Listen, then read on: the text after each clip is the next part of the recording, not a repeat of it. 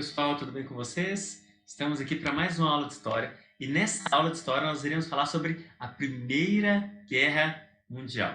Nós iremos falar de um contexto, né, de conflitos que vão envolver as maiores potências do mundo na época.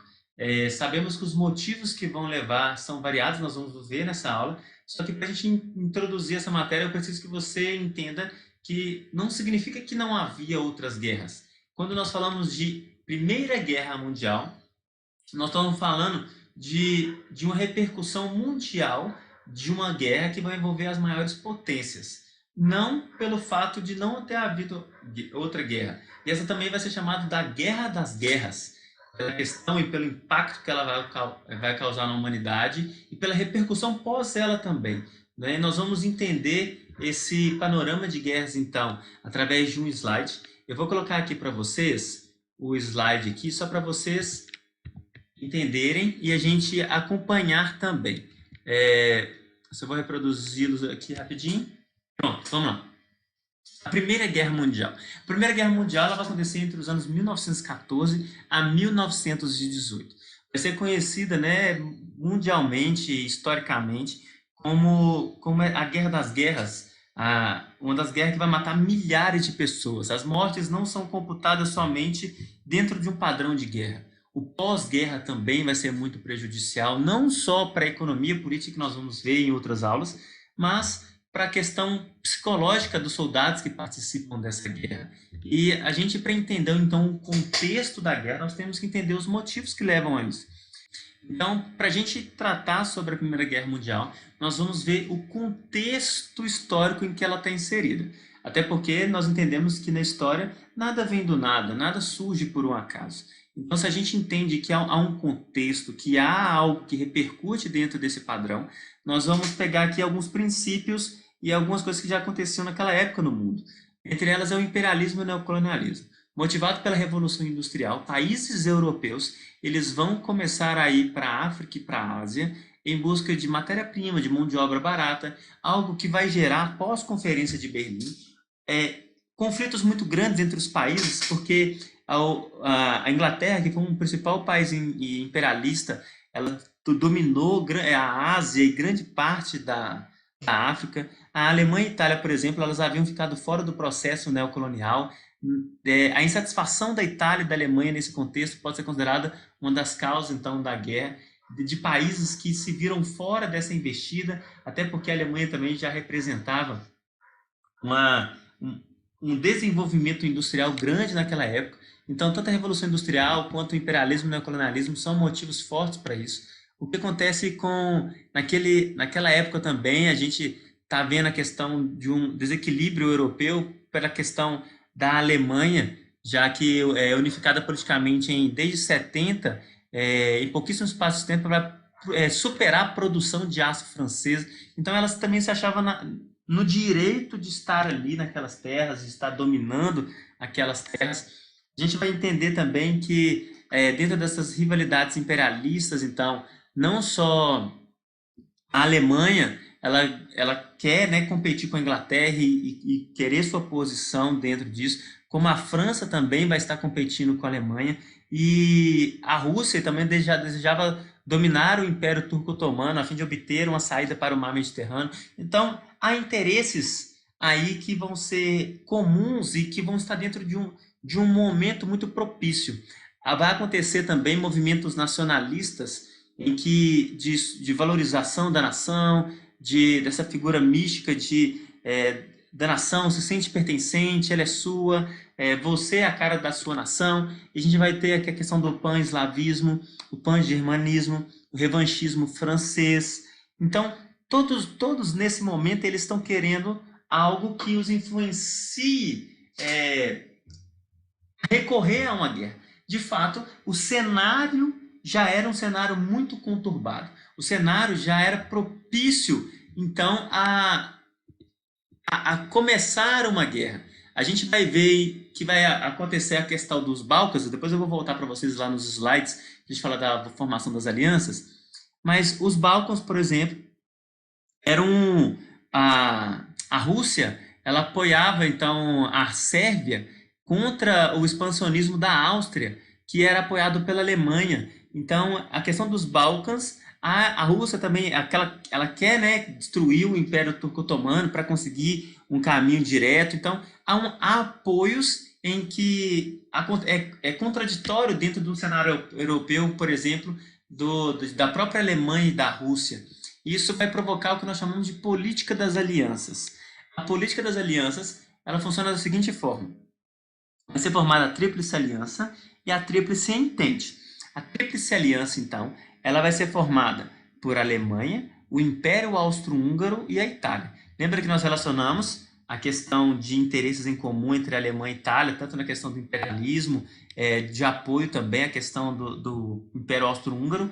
A Rússia, ela vai apoiar a Sérvia contra o Império e ela quer a destruição também do Império Turco-Otomano, coisa que a Alemanha apoiava. Então, o Império Austro-Húngaro se une à Alemanha, que já recebia o apoio dela na questão dos Balcãs, e a Alemanha e a Itália, então, se unem junto com o Império Austro-Húngaro na Tríplice Aliança. Na Tríplice Entente, então, nós vamos ter Inglaterra, que é uma das maiores potências imperialistas naquela época, a França também, porque ela gerenciava grande parte dessa parte da produção de industrial, juntamente com a Inglaterra, e a Rússia, ela entra pela questão dos Balcãs também, pelos interesses que ela tinha de tomar um pouco daquela terra ali, de se expandir também. É claro que dentro desse padrão, a Rússia ela vai estar aqui num cenário desfavorável para ela, né? Se assim nós podemos dizer de forma assim bem sucinta, porque ela era um país ainda que estava num processo feudal de agricultura, ela não tinha a parte industrial dela não era efetiva e os governos czaristas não facilitavam isso também. Enfim, para a gente entender então, né? Aqui nós falamos então do Império, da questão dos Balcãs, vai acontecer então a Paz Armada. A Paz Armada então é o período que esses países e essas pessoas estão esperando alguma coisa acontecer. Todo mundo sabe de uma possível guerra. Eu tenho quem eu apoio e eu sei que alguma coisa pode acontecer, mas o que vai acontecer? Esse período então é chamado de paz armada, ou seja, está todo mundo se armando e nesse período também eu tenho que enfatizar que os Estados Unidos ele vai ser um dos grandes vendedores de armas desse período. Ele vai ser o que vai vender armas principalmente para a Tríplice Entente, para a França, para a Inglaterra e para a Rússia. Então, os Estados Unidos ele começa aí, né, ganhando dinheiro com isso também, vendendo armas na sua produção, esperando o que ia acontecer. Até que vai acontecer o assassinato, então, do Francisco Ferdinando, juntamente com a sua esposa. O estudante sérvio, ele vai simplesmente parar e vai matar o Francisco Ferdinando, a esposa dele, e algo que vai ser extremamente prejudicial. O estopim, então, que nós falamos da guerra vai estar com esse assassinato. Quando o Francisco Ferdinando morre, então, a Alemanha e a Itália e o próprio Império Austro-Húngaro, obviamente, eles vão acusar a Entente de ter cometido o assassinato, vai desencadear, então, a Primeira Guerra Mundial. E aqui a gente vai ter a formação dessas frentes de batalha, e eu só quero destacar para vocês que tanto a Suíça, a Bélgica e a Holanda, está até aqui pontuado aqui para vocês, esses países eles estão no meio de uma guerra, de um conflito de interesses, né? No meio de uma guerra. E eles realmente vão precisar ali se posicionar dentro disso. Não é? É o corredor da morte. Esses países estão ali agora. Quando a gente vai falar de guerra, então, nós vamos ter que falar, vamos tratar as fases dela. A gente tratar de forma resumida e de forma prática. Então, se nós vamos tratar das fases da guerra, a primeira fase, então, é chamada de fase de movimento.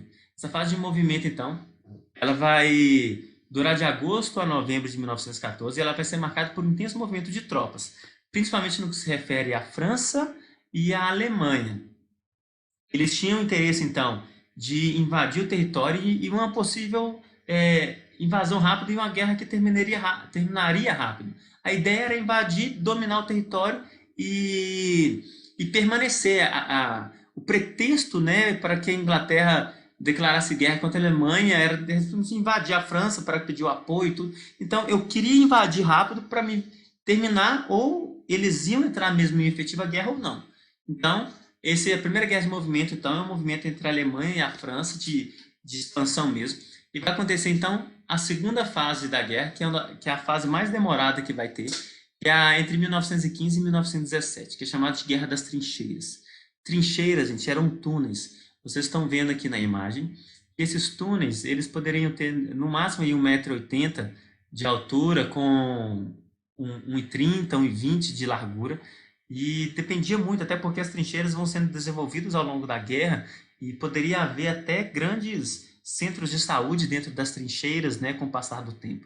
O que acontece que eles faziam, né, colocavam sacos de terra para se proteger, e era cruel pensar que um soldado dentro de uma trincheira, ele tinha as necessidades, tudo que ele precisava fazer tinha que ser naquele local, ele não tinha recursos, muitas vezes a alimentação era escassa também nesse local, eles deveriam comer ratos, comiam ratos para às vezes sobreviverem, eles tinham que lidar às vezes com os corpos flagelados e mortos, o fedor que havia da guerra, o constante medo das bombas químicas, das bombas biológicas que poderiam ser enviadas ali, esse medo de expandir e deparar com metralhadoras.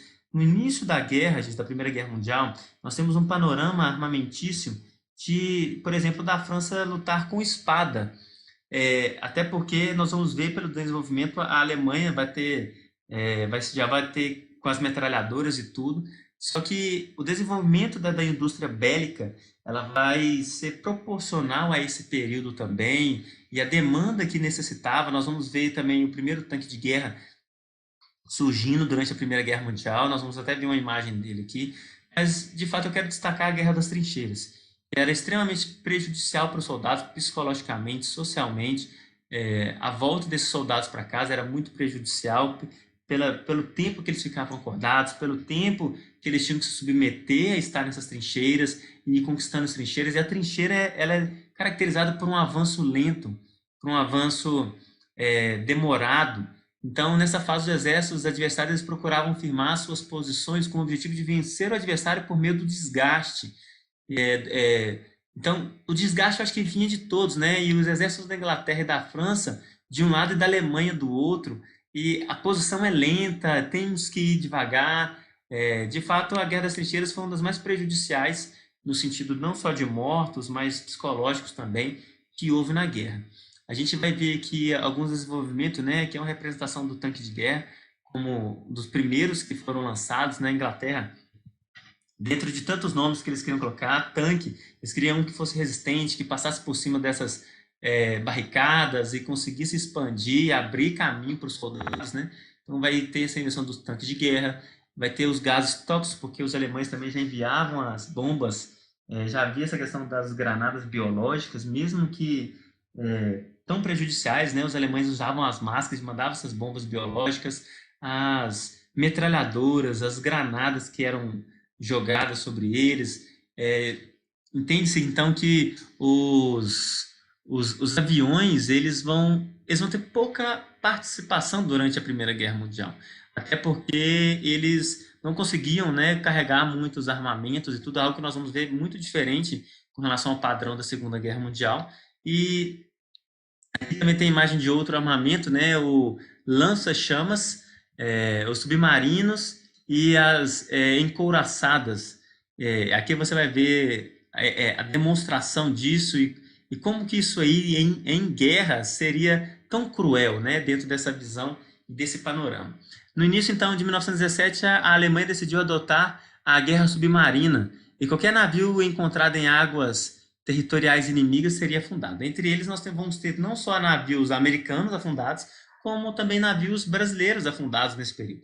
O Brasil, na Primeira Guerra Mundial, ele vai participar enviando médicos e medicamentos, e no período de 1914 a 1918, então, o Brasil ele vai estar dentro do apoio à Entente.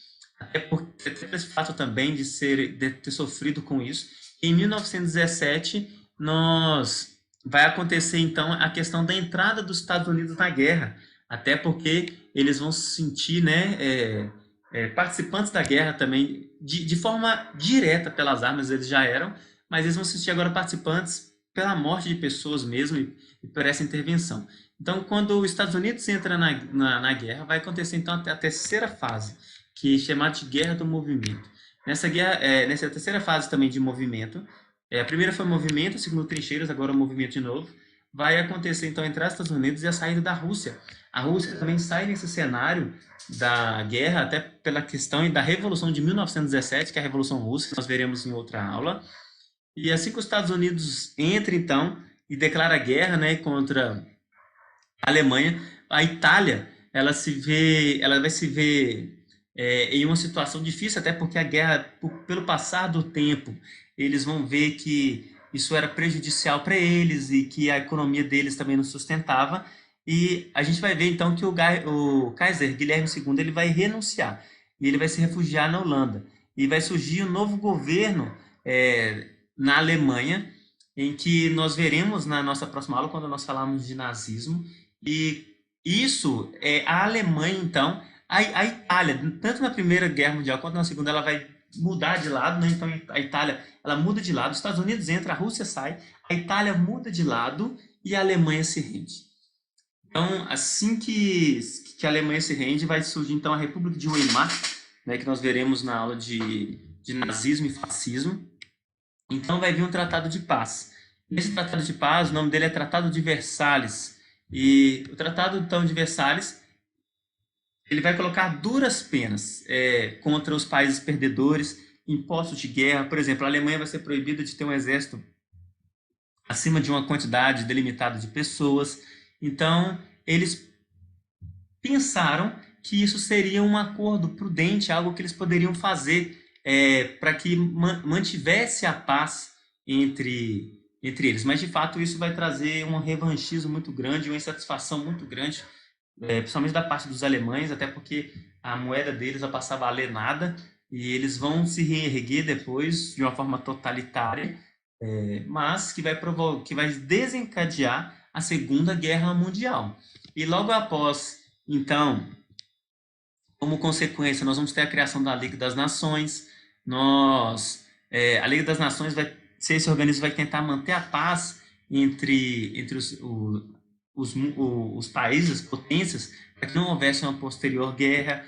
Só que ela já nasce enfraquecida porque ela não tinha legitimidade, não participavam desse organismo a Alemanha, que foi derrotada, a Rússia, que passou por um governo comunista com o stalinismo, os Estados Unidos. Então, ela já começa de uma forma também meio estranha, né? E a consequência disso vai ser a crise também de 1929 e a ascensão do nazismo, do fascismo, do próprio stalinismo, do franquismo, do salazarismo, e algo que nós veremos em outras aulas aí. Aqui nós vamos ter, então, essa nova repaginação, né? Porque dentro da Europa também vai ter o confisco de terras e a Alemanha vai perder territórios também, entre outras coisas mais. Bom, para a gente então finalizar essa aula de Primeira Guerra Mundial, eu propus aqui para a gente um contexto sobre a Primeira Guerra e um contexto sobre as consequências da Primeira Guerra Mundial. É fato que eu não propunha aqui esgotar esse assunto, até pela amplitude dele, para a repercussão que nós vamos ver da Primeira Guerra Mundial e que nós falaremos em outras aulas também. Então, de forma bem sucinta, eu trouxe para a gente aqui um panorama da guerra, da formação das alianças, que é a Tríplice Aliança, a Tríplice Entente, do estopim da guerra, que é a morte do príncipe austro-húngaro Francisco Ferdinando, e nós falamos da formação da Tríplice Entente, com a França, a Inglaterra e a Rússia, da Tríplice Aliança, com a Alemanha, a Itália e o Império Austro-Húngaro, falando dos interesses que eles tinham em comum, das motivações que eles tinham também para que a guerra acontecesse. E dentro desse panorama inteiro, nós vimos 3 fases de guerra. Guerra do movimento, guerra das trincheiras e guerra do movimento. Guerra do movimento da França e Alemanha, guerra das trincheiras, que é esse movimento lento, o período mais demorado e também mais cruel. E nós vimos também o terceiro, que é a saída da Rússia, entrada dos Estados Unidos, mudança de lado da Itália e a rendição da Alemanha, onde vai ser feito o Tratado de Versalhes e, posteriormente, também criada a Liga das Nações para manter a paz e a organização dos Estados. De fato, a gente vai entender que durante a Primeira Guerra Mundial, milhões de pessoas vão morrer. Aproximadamente 10 milhões de pessoas morrem durante a guerra. Só que pós-guerra, nós temos um padrão que vai fazer isso aumentar de forma assim descomunal. Eu espero que vocês tenham entendido e até a nossa próxima aula.